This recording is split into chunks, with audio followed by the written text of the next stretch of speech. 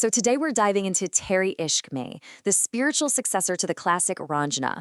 Now, this is a film that has split audiences and critics right down the middle. In the next few minutes, we're going to figure out exactly why. Okay, so let's just start with the very first line the hero says to the heroine. He looks at her and says, "Seeing your face makes me want to vomit." Yep, that's the opener. Right away, you know this is not your typical love story. In that incredibly intense opening, it's completely deliberate. In fact, one critic says this isn't even a movie. It's a warning for anyone who's ever fallen in love. The message is pretty clear. Buckle up, because this story is headed into some very, very dark territory. So you might be wondering, how do you build from a start like that? Well, this is where things get really interesting. Because despite that harsh opening, critics are totally unanimous on one thing. The first half is brilliant. For a solid 90 minutes, this movie just pulls you right in.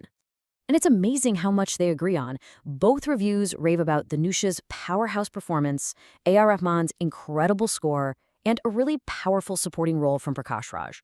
Even the technical stuff, like the VFX, gets top marks. So yeah, the film starts on a really, really strong foundation. Now, the setup itself is key. You've got Shankar, a student with some serious anger issues. And then there's Mukti, a psychology student who thinks, hey, this guy is the perfect subject for my thesis. What starts out as a clinical study, as you can probably guess, spirals into a dangerous, obsessive love affair. And then we hit the intermission, and everything changes. The film takes this incredibly sharp, shocking turn. The romance that was so carefully built up is just shattered, and the story descends into pure violence and confrontation. One critic actually calls this shift a slap in the face. The dream of a love story is basically set on fire, and all of a sudden the hero is literally hunting the heroine with a gun. The question is no longer, will they end up together? It's, who's going to survive? This right here is the moment the film splits its audience right into. And this is where the movie gets truly polarizing. The entire debate really boils down to two things that happen in that second half: the actions of the heroine, Mukti, and the film's absolutely unbelievable climax.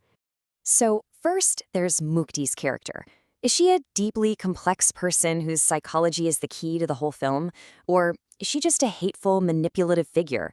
There's really no easy answer, and how you see her completely changes your experience of the movie. The second big point of disagreement? The climax. Oh man, the climax. One side argues that it's all about emotion, not logic. The idea is you have to stop thinking and just feel the ending. If you can connect to that raw emotion, they say, it'll all make sense. But the other side couldn't disagree more. The other review calls it an idiotious moment, so unreal that people in the theater were literally asking out loud, was that necessary? For this critic, the ending just completely derails an otherwise great film by pushing it into total absurdity. So, what we have is a film that's half masterpiece and half, well, critical meltdown. So how do you decide if it's for you? Let's break down the final takeaways. One critic actually gives us a roadmap. To enjoy this film, you basically need to agree to three things. 1. Watch with your heart, not your brain. Don't even try to look for logic. 2. Try to understand the heroine, even if you hate her actions. And 3. Be ready for an ending that defies all reason.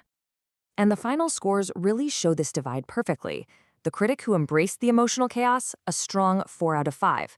The other, who loved the beginning but hated the idiotic climax, a much more hesitant 3 out of 5. Ultimately, Tere Ishk Mein doesn't ask you to understand it. It demands that you surrender to it. It's a story where love turns to hate and hate descends into pure madness. So the question it leaves you with is simple. Is this chaotic, emotional ride a piece of brilliant cinema, or is it just a beautiful mistake? The answer, it seems, is completely up to you.